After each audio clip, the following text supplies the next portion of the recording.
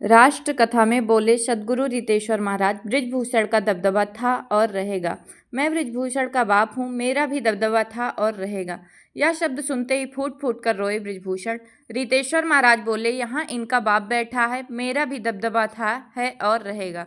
गोंडा के नवाबगंज में राष्ट्र कथा के दूसरे दिन सद्गुरु रितेश्वर जी महाराज द्वारा पूजा अर्चना करने के बाद बच्चों को राष्ट्र के नाम संदेश देते हुए बृजभूषण शरण सिंह के दबदबे का जिक्र भी किया गया। मंच से रितेश्वर बोले कि जहां दबदबा सुनते ही पूर्व सांसद बृजभूषण शरण सिंह मंच से फूट फूट कर घंटे तक रोए हैं।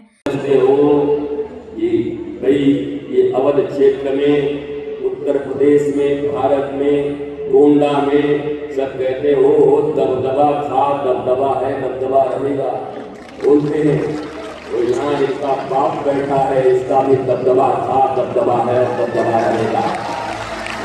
भारत वर्ष के महाराज तक कभी किसी से बिना कुछ स्वीकार किए माँ भारती के लिए, राम के लिए, कृष्ण के लिए, हनुमान के उन आचरणों को प्रकाशित करते हुए 52 वर्ष की आयु हो गई, पर एक व्यक्ति खड़ा होकर के नहीं कहेगा कि तुमको हमने पैसे दिए और तुमने कथा किया।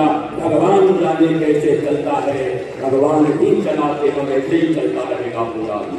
इसलिए ये भी तुम्हें गौरव करना चाहिए और राष्ट्र कथा करने का अधिकार भी उन्हीं को होना चाहिए जो राम पर और राष्ट्र पर पूर्ण रूप से न्यौछावर हो, अपनी सारी जवानी न्यौछावर कर दे, अपनी वाणी न्यौछावर कर दे, अपनी कहानी, अपनी जिंदगानी सारी न्यौछावर जो कर सकता है वही राष्ट्र की एकता और अखंडता को जोड़ सकता है।